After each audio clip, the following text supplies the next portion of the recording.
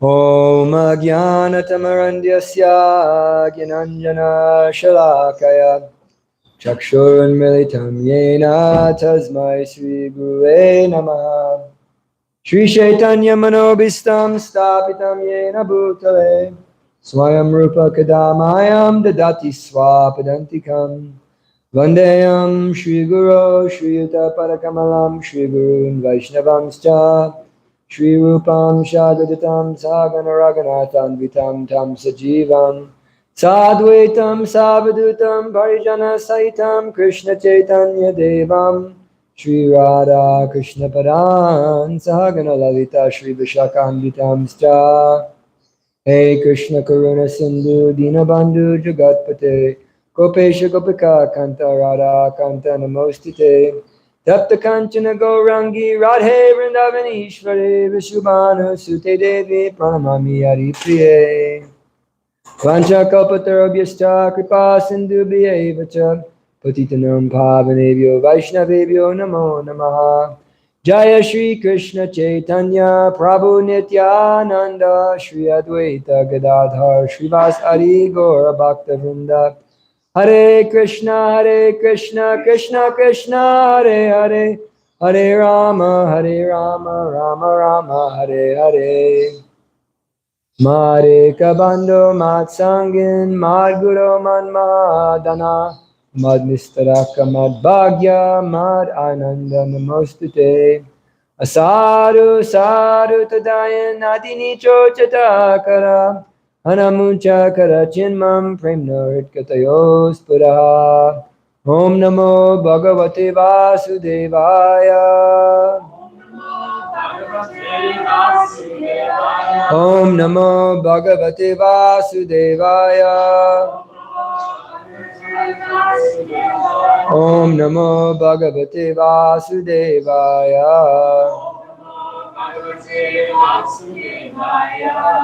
Narayanam Namaskritta Naram Chaiva Narottamam Devyam Saraswatim Vyasam Tato Jayam Nadirayat Nastapreshu Abhadreshu Nityam Bhagavata Sevaya Bhagavate Uttamashoke Bhakti Babli Naishtaki Hare Krishna.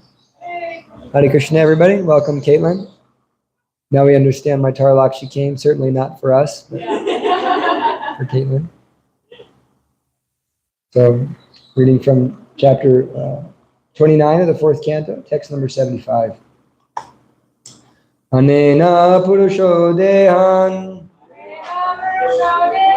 upadate vimunchati harsham shokam bhayam dukam Sukam chanena vindati Anena purusho dehan Upadate vimunchati Harsham shokam bhayam dukam Sukam chanena vindati Aibo Anena purusho dehan Upadate vimunchati Harsham sokam bhayam dukam Shukam chanena vindati Anena purusho dehan Upadate vimunchati Harsham sokam bhayam dukam Sukam chanena vindati Anena purusho deyan Upadate vimunchati Harsham shokam bhayam dukam Sukam chanena vindati Anena purusho deyan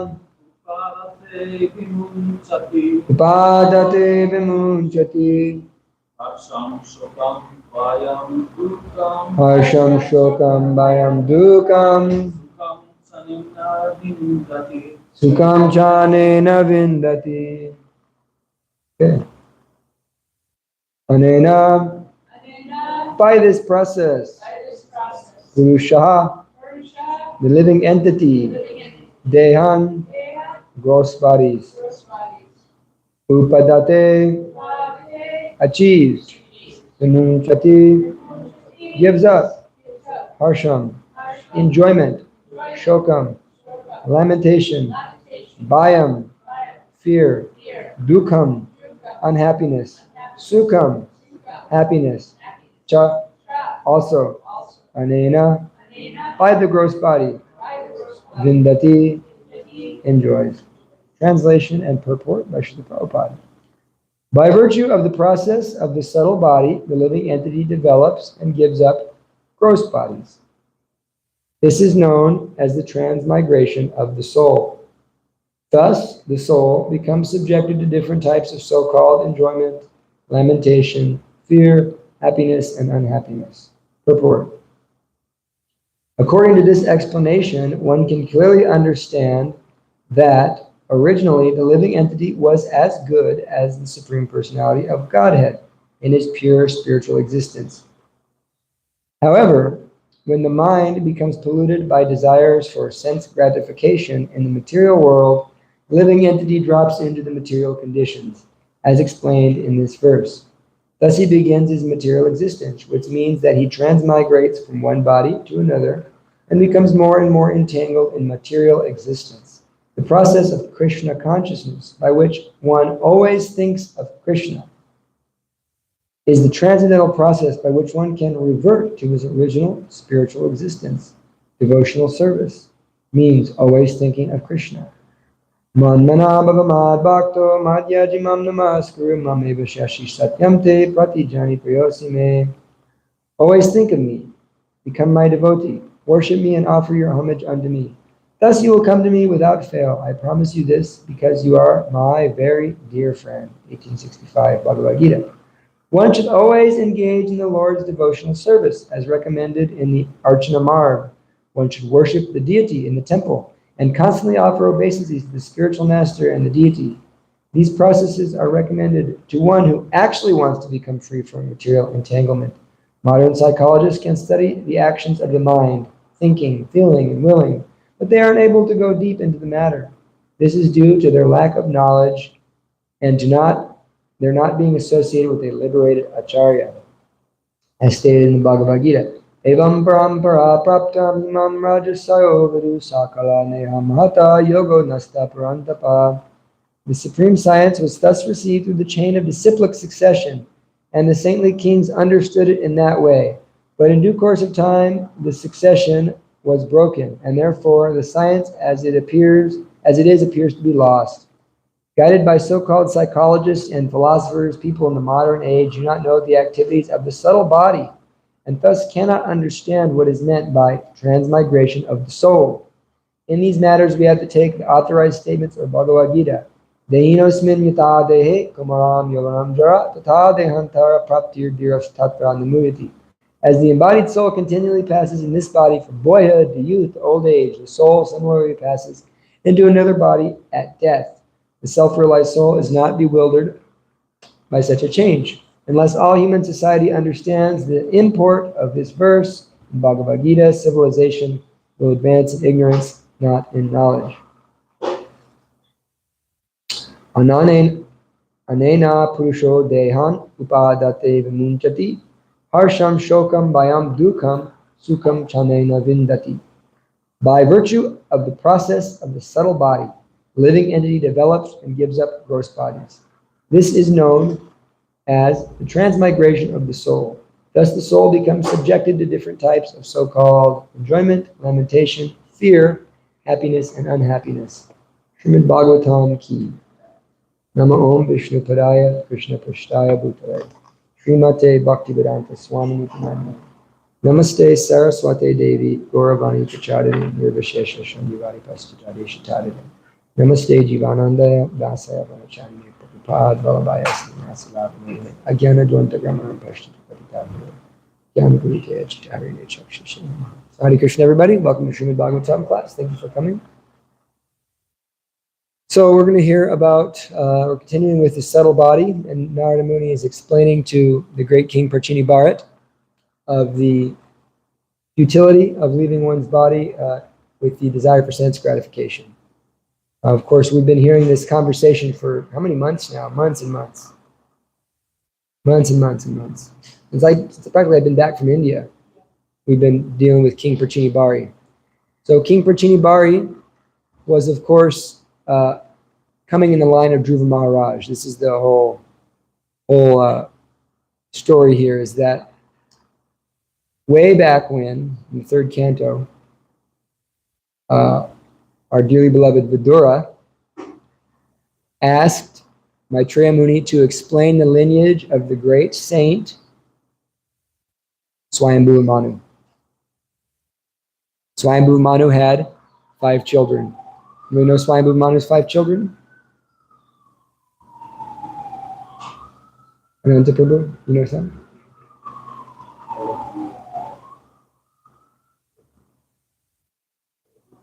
Devahuti, yeah.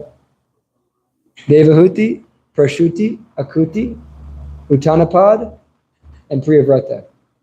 You can turn this down one notch. Cooling off now. Yeah. So there's 5 children: Devahuti, Prachuti, Akuti, Priyavrata, and Uttanapad. And so we started off hearing about Devahuti, and she was the wife of Lord Kapila Dev. We heard all about the Sankhya philosophy. We heard about Akuti. She's the wife of Archer Muni. Prashuti is the wife of Daksha. We heard about that in the 4th canto. And then we heard about the king Uttanapad. And Uttanapad is the father of Dhruva.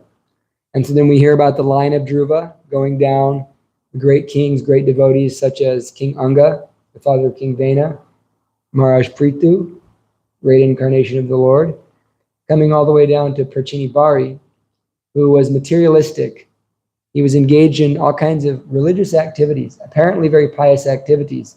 He was a very religious man, but he was not understanding the essence of spiritual life, meaning that you need to love God. He wasn't understanding this essence, and therefore he was incurring a lot of karma. He was engaging in the various rituals and sacrifices done in the Vedas. And so, being compassionate upon him, Narada Muni began to instruct him with this analogy we heard of King Paranjana. And then we heard another analogy about the deer.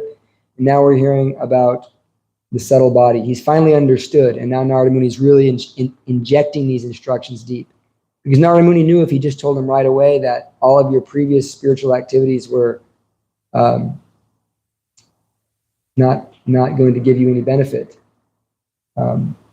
Dharma swanushtita pumsam vishvakshenikata shriyaha notpariyad yatiratim shama eva kevalam. Whatever one does in human society, dharma swanushtita pumsam, all the different dharmas you find in human society, if one doesn't develop rati or attraction for the message, vishvakshenikata, the message of God, which is of course surrendering to him, loving him, always thinking of him. If one doesn't develop attraction to that message, such activities are considered shrama eva kevalam, useless both in this life and in the next life. So Narada Muni is explaining this to Parchini Bari. He's saying, and so now we've come to this point where he's speaking about the subtle body, and he's speaking about how the soul is transmigrating based on material desires and how material desires are ultimately futile. So coming to the point that Prabhupada makes, he makes that one needs to accept some authority. He brings up this evam parampara praptam imam rajasahovidu sa kala neha mahata yogo nasta parantapa. So this yoga nasta parantapa, this yoga, the science of yoga, is coming from Krishna. Krishna is evam parampara praptam. It's coming from me in parampara. He explains, I first spoke this to the sun god Vivishwan, who then spoke it to Manu, who then spoke it to Ikshvaku, and it's come down in that line. So yoga begins with the Yogeshwara, Krishna. Krishna is speaking the science of yoga. And in due course of time, that disciplic succession becomes broken or becomes sidetracked. So Krishna appears periodically, or he sends his representatives periodically to reestablish the disciplic succession. So we have to accept some authority with reason and with question. You don't just accept authority blindly. You accept authority based on logic, based on reason, in the proper way. But if we don't accept an authority, we will have to have an authority. Who will be our authority if we don't accept an authority? The mind will be the authority, yeah. And if the mind becomes your authority, you're in big trouble. Because the mind, he does not know what he's doing. As Vijay Prabhu likes to say, the mind is a non-devotee. Vijay Prabhu.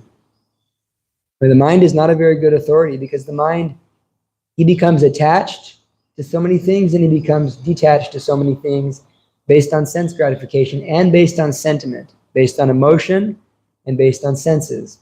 And so in this way, the mind becomes attached and detached, and the mind's job is to accept and reject. So if you accept the mind as your authority, you're in big trouble, especially as a spiritual authority. So we cannot be sentimental. We need to understand what is genuine parampara. If you accept Bhagavad Gita as authority, you don't have to accept the Gita as an authority. You can accept the Bible as an authority. You can accept some other school as an authority, but still you've accepted an authority. But in any case, we're propounding that the Gita is the highest authority because Krishna is explaining evam parampara praptam imam rajasaho guru sakale naha mahata yoga nasta parantapa, that this science of yoga is coming from me in disciplic succession. And Krishna is very amazing. When I was first coming to Krishna consciousness, 2015 time, I was reading a lot of Buddhism, of course, well-versed in the Catholic philosophy and doing a lot of meditation, getting into all kinds of different things. Then I got into Bhagavad Gita. I never read a book like Bhagavad Gita. It answered every single question I ever had. It's really quite amazing. Every question I ever had, it answered it. But one of the most amazing things was as you go deeper into Krishna consciousness, you learn about the Lord's activities, the Lord's pastimes, the Lord's qualities. So it's a very common question devotees ask, right? What is your favorite Leela? What is your favorite pastime of the Lord? And so my answer is always Bhagavad Gita. Because the Bhagavad Gita is such a profound level of knowledge. Something so divine and so transcendental that I realized right off the bat that no human spoke this. No human being spoke the Bhagavad Gita. This is not human knowledge. And the Bhagavad Gita itself is confirming that. So we accept some authority. So if we accept Krishna as our authority, then we'll become successful in the process of yoga, which means to connect to God. Krishna says, Mogashya moga karmano moga jnana vachetasaha. Is that those who don't understand the position of God, my position, this is their hopes for liberation, their culture of knowledge, and their fruitive activities are all defeated. Why? Rakshashim Ashrim Chaiva. Because they take shelter of the philosophies of the Rakshashas and the Asuras. What is that philosophy? That there is no God, or that we're all God. They have no authority, which is coming back to that original point, that if you think you're God, or if you think we're all God, where is your authority? Well, I have my guru. Well, I have my guru until I become God, and then I throw my guru away. So you don't have an authority. And so when you don't have an authority, who's your authority? Your mind. And so you become mentally liberated, Srila Prabhupada says. You think, oh yes, I am very elevated in consciousness. I am very powerful. I am very free. I am very pure. I am very, very pure. You think like this. And in this way, you live a delusion. Because you have not yet to understand how to love. Genuinely love. And what is genuine love? Of Krishna. And so there's no genuine spiritual experience. You can go to the Brahma Jyoti. It's described, right? You may go to the Brahma Jyoti, which is the all-pervasive energy of God, the light, the white light. You can go to the Brahma Jyoti, but Srimad Bhagavatam 5th Canto explains very clearly that someone who goes to the Brahma Jyoti always comes down because it's not the position of the soul. It doesn't give one yayatma supersidity. The yatma supersidity, complete satisfaction of the soul, is when one has love. And that love is so satisfying that I don't care if I take birth again. I don't care about anything. I'm happy where I am. I'm happy to be sitting here giving Srimad Bhagavatam class. So we must have some authority. We must choose the right authority. We must either choose to have the authority of the mind or the authority of Krishna, of Guru, Sadhu, and Shastra. So in any case, they take shelter of Rakshashim, Masurim, Chaiva. Therefore, they're bewildered. Mohinim, Prakritim, Mashrita. They're bewildered by the material energy. And we see all the demons of the Vedic literatures. They take shelter of this very view.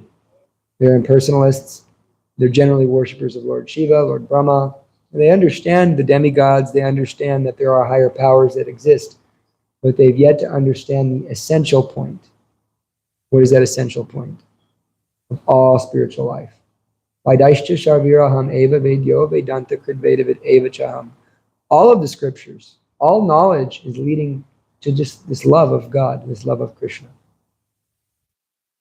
And so all of the yoga leads to bhakti. So Krishna, the authority on yoga, Bhagavad Gita, the authoritative book on yoga, explains that yoga is coming in disciplic succession. So to actually genuinely receive spiritual knowledge, you must approach a bona fide spiritual master.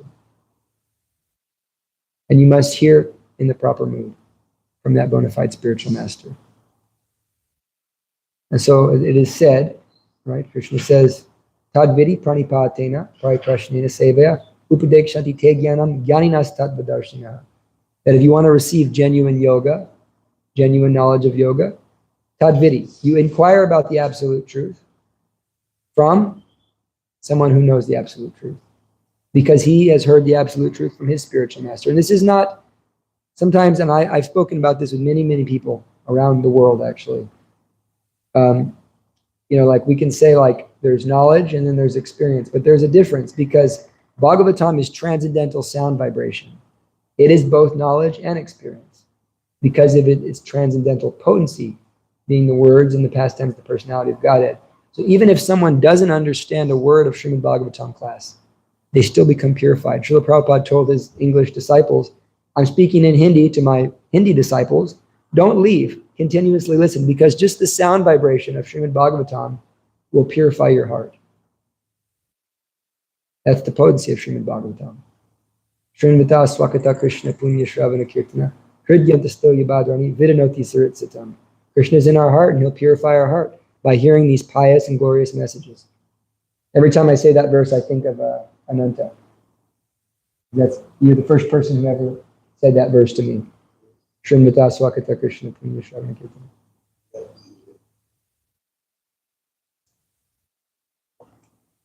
So, in any case, approaching the spiritual master is not an academic transfer. You can go to college, you can pay your $60,000 tuition at the U of A to take a yoga course. But I meet all these kids every day. Oh, I took a yoga course. They're still smoking, they're still drinking, they're still bewildered. Even if they're not smoking and drinking, they're still bewildered. They still have no peace in their heart. We can see that. Because this yoga must come in the proper disciplic succession. So pranipat means one should humbly bow before and serve that guru. So tadvidi means to inquire submissively and to serve humbly. Not than just the guru, all spiritual personalities, all the other devotees we're in our temple. We speak with each other. We call each other what? Prabhu. What does Prabhu mean? Master. So when you say Prabhu, that's not really appropriate, is it? You must say Hare Krishna Prabhu. It's the appropriate way. So in this way, genuine spiritual transfer takes place. It's not just a matter of academic knowledge. And so the result is, what is the result of if you genuinely, and some of us have gurus, right? But if we have our guru and we haven't done this process properly, some people have a guru and they never ever ask a question about spirituality. Or Srila Prabhupada didn't ask a question, but he was already so well versed. But they have a guru, they only ask Gurudev I'm fighting with my wife or husband. Please help me. We should say, what is the question? I want to know about the absolute truth. So the result is, yaj gita na punar moham. One doesn't fall back down into illusion. Because why? He sees properly that everything belongs to me, to Krishna. Yena bhutanya sheshani drakshashyatman yato mai. He sees that every living being is part of the Supreme. And so he loves even his own enemy because they're part of the scene. Or in other words, he sees that they belong to me. He sees that they belong to me. They belong, you're Krishna's. How could I hate you? You belong to Krishna. So, yeah.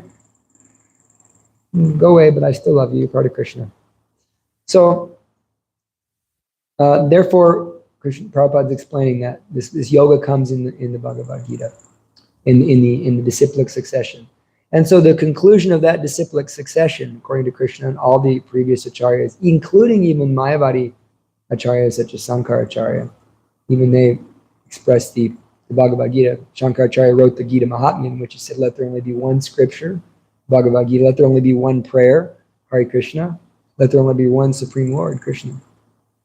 So, of course, we know Shankaracharya was actually a devotee of Krishna, but his Govinda Bhasha was meant to bewilder the world for the coming of Sri Chaitanya Mahaprabhu. So the conclusion, we must control our senses. This is spiritual life. Krishna says there is no possibility of genuine spiritual life in what doesn't control their senses. It's completely necessary to control one's senses. Prabhupada says so many times, you can go to some yoga society, he always says yoga society, and do your yoga.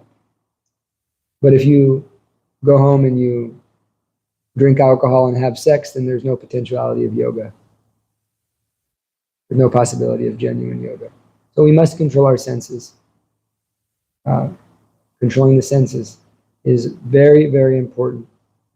Rupa Goswami says, Vacho Vegam, Manasakroda Vegam, Jiva Vegam, Udaparasta Vegam. One should control the power of speech. How do we control the power of speech? Speak about Krishna. Don't speak about that which is asat, unnecessarily. Speak of Krishna. You don't need to speak of the asat things. You speak of that which is sat. And in that way, one can control their speech. Manasakroda Vegam, the mind. One should control the mind. And the forces of anger. Mind and anger. Manasakroda Vegam. Jiva Vegam, one needs to control the tongue. Udaparasta Vegam, the belly and the genitals. And so Prabhupada makes the point that if you control the tongue by taking Krishna Prasadam, all the other senses become peaceful.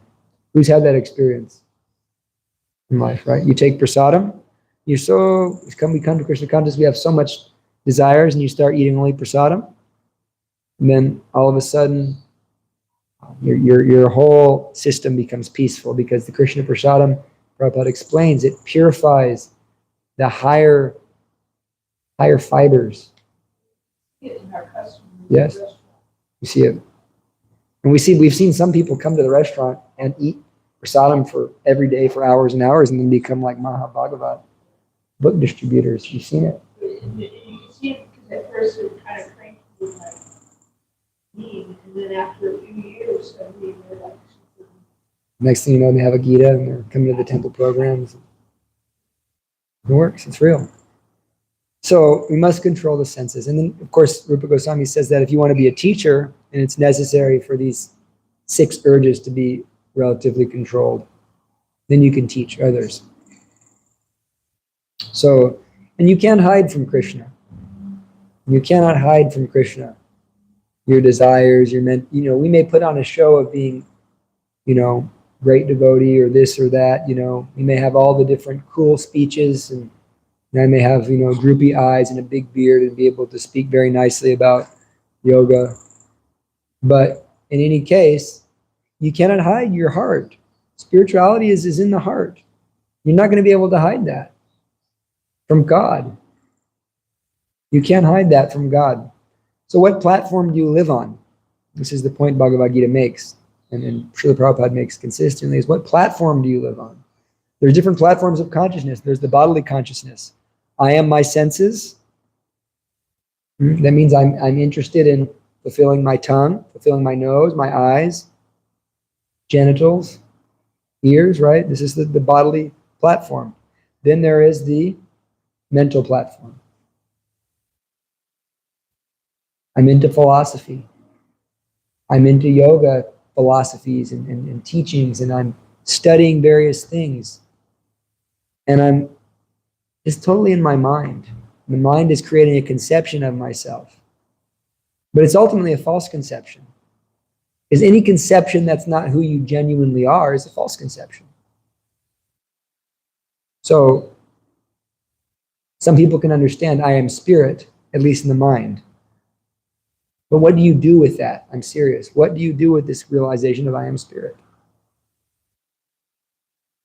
You don't know what spirit is. You're clueless as to know exactly what that means so much of the time. Krishna explains, Amayavamsho jiva loke jiva bhuta sanatana.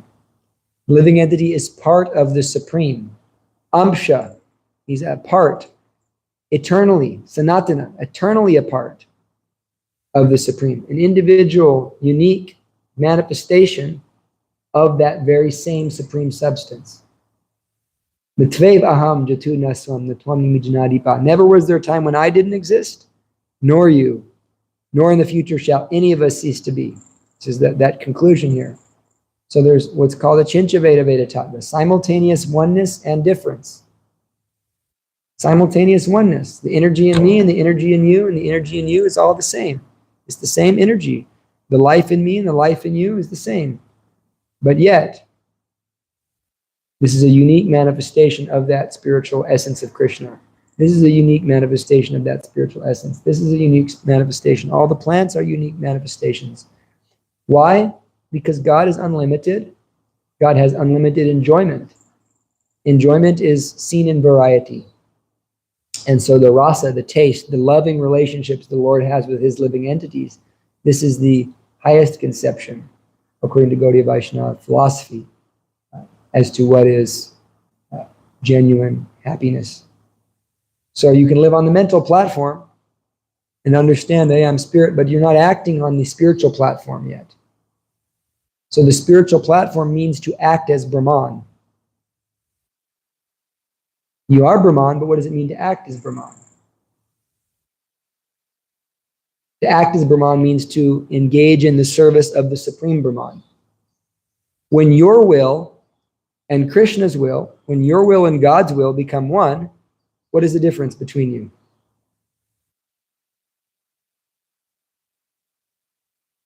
So you're simultaneously one with and different. This is why Jesus Christ can say, if you've seen me, you've seen the Father. I and the Father are one. Yet we see that he's continuously praying to the Father. How could him and the Father be one? Yet he's praying to the Father, speaking to the Father, being subjected to the pains and miseries of human existence. Yet, simultaneously, if you've seen me, you've seen the Father. Because Jesus said, I've come to do the will of my Father. Who is the Father? Father is Krishna. So when one surrenders his will to God's will, Hare Krishna. What's the translation? What does Hare Krishna mantra, Mahamantra mean?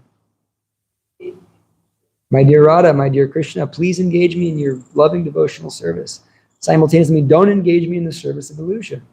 Engage me in your service. Take me into your energy. Let me be part of your will. So when one ceases to be on the mental platform, the platform of philosophy and theology and all these things, and then begins to act, it's out of love for Krishna. Such a person is on the spiritual platform. And if he can't get there right away, he can go to the intellectual platform. This is called Buddhi Yoga, mentioned in the Bhagavad Gita. This Buddhi Yoga means that I know I'm part and parcel of Krishna. I know I need to serve him, but I'm having a hard time controlling myself, engaging in that surrender. Therefore, with intelligence, I'm making choices that are facilitating that surrender. I understand that living a materialistic life is bad for me. I understand the philosophy. I'm intellectually following. And by that intellectual following, one will purify oneself to the platform of spontaneous following, which is the spiritual platform. Now I'm serving Krishna. I'm Brahman.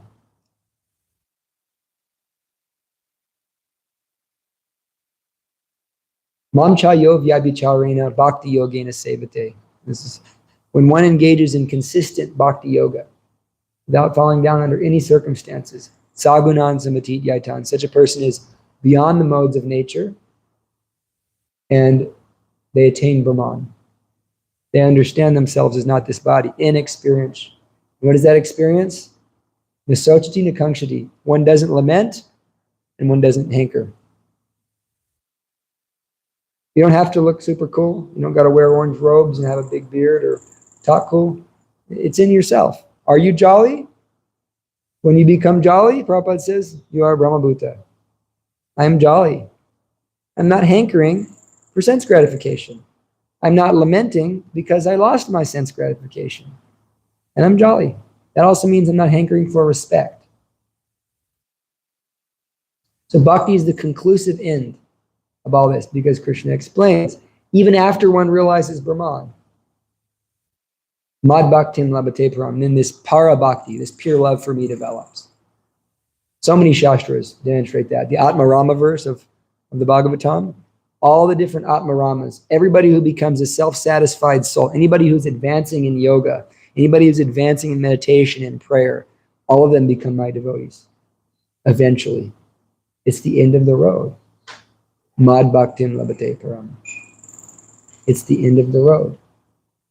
So that very same parampara on which yoga comes from, according to the most ancient yoga text in the world, that very same parampara, the conclusion of that parampara, all yogas, yogi namapi sarvesham madgatantaratmanaha. The highest yogi is he who always thinks of me within himself. And the process by which we do that is we chant Hare Krishna, Krishna Krishna, Hare Hare, Hare Rama, Rama Rama, Hare Hare. Then God deals with you on a personal level. Then you become friends with the Supreme Lord. You can become happy. And so chanting is, of course, a science. And the most important element of that chanting, well, actually, I'll have two more points left. One point is back to that original parampara point, that we have an example as to how to approach the whole process of yoga, the whole process of spiritual life.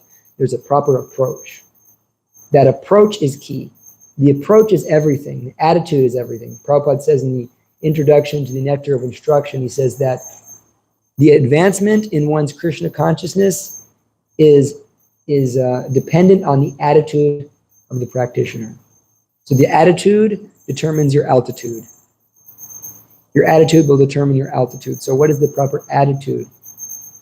Arjuna gives this exemplary verse. It says, Karpanya doso pata svabhava pachami tvam dharma samudachetaha yachtrayashan nishtitam bruhitam eshish yashtayam sadimam tvam prapanam. Only when you realize how confused you are do you actually get this. Arjuna says, Arjuna was so learned. Anybody who thinks they're learned, you're not learned. Arjuna was learned. Arjuna was the greatest warrior who ever lived. He was so experienced. He knew all the Shastras. His genius was inconceivable. This person is inconceivably intelligent.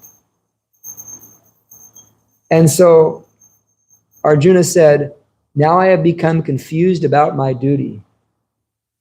What do I do and what do I not do? Now I've become confused about my duty. In this condition, I'm asking you to tell me for certain what is best for me. Now I'm your disciple and a soul surrendered unto you. Please instruct me. Therefore, Arjuna was able to understand perfectly.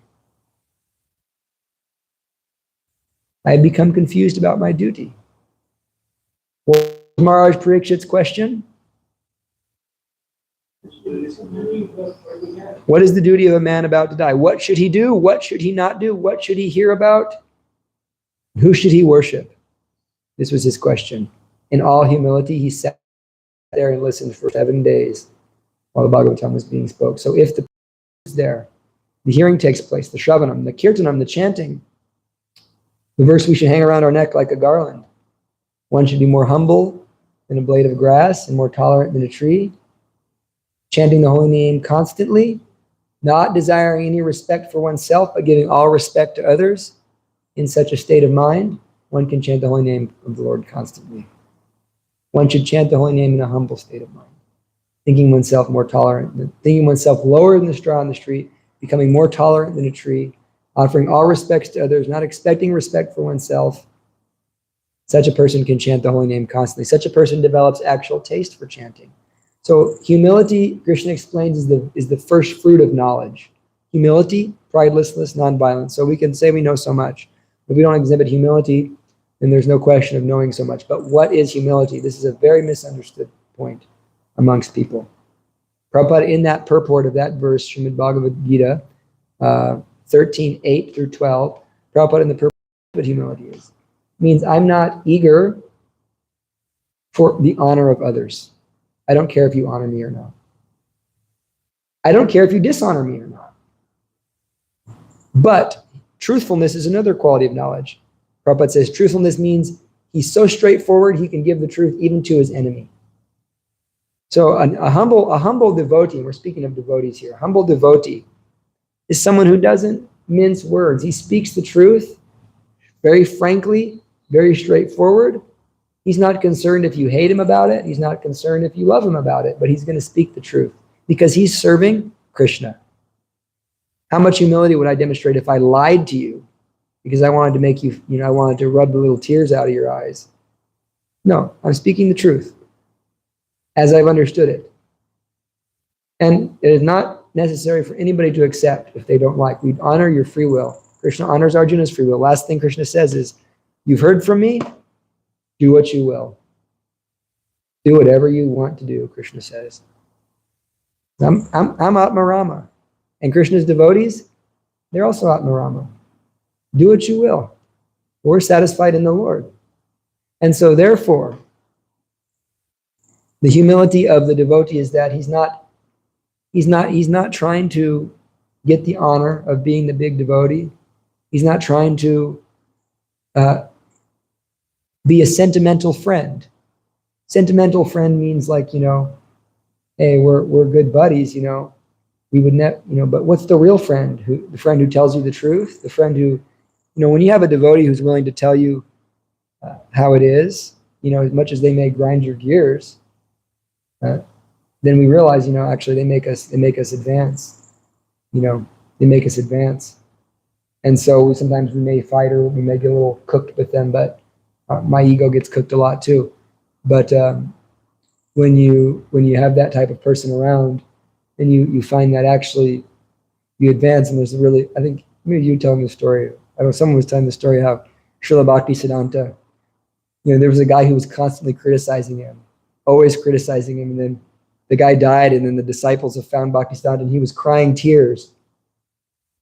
And they said, Gurudev, why are you crying? And he said, my best friend died today.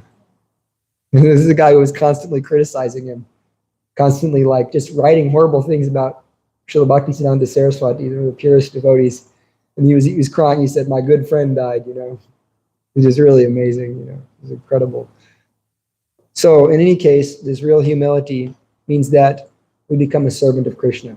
It means humility, famous quote, doesn't mean that we think less of ourselves. It means we think about ourselves less. Thinking about ourselves less means I'm saying what I'm saying is a matter of service.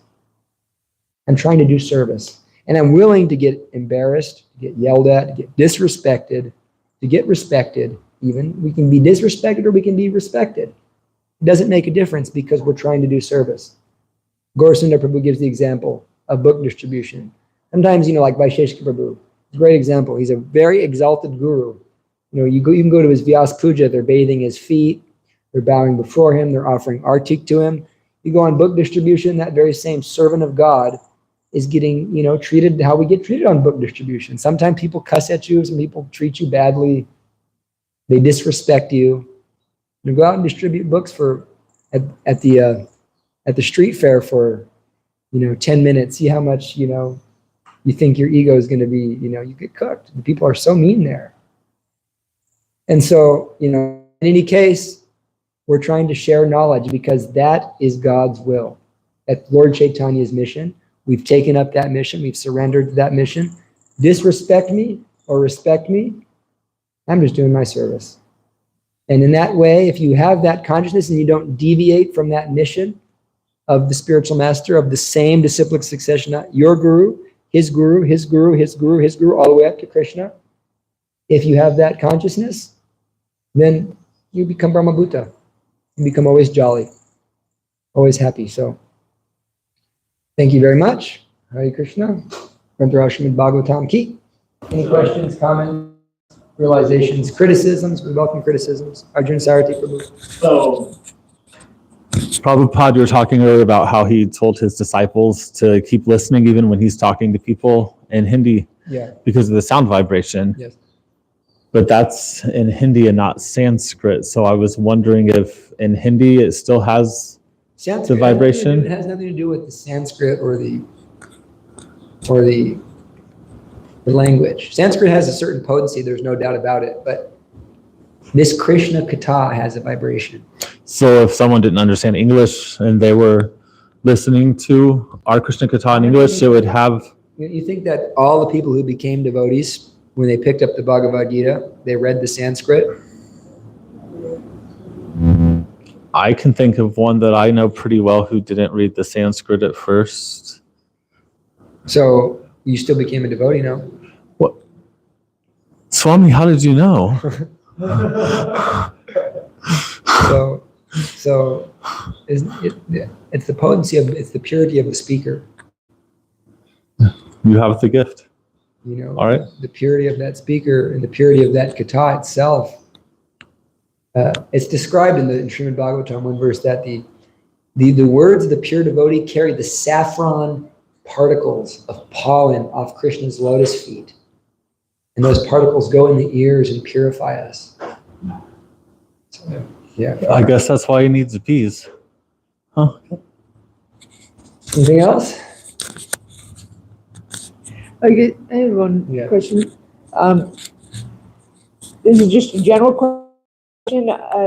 This came up the other day, I think, in Bhagavad Gita class, and someone was asking about, because the Bhagavad Gita is just one small portion of the Mahabharata, and so they seem to be wondering, why we don't, read the rest of the Mahabharata. And I said, well, it's some histories and pastimes, but that this chapter is when Krishna, who's God, gives instruction.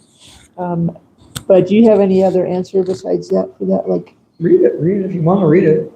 Well, yeah. But the essence is the Bhagavad Gita.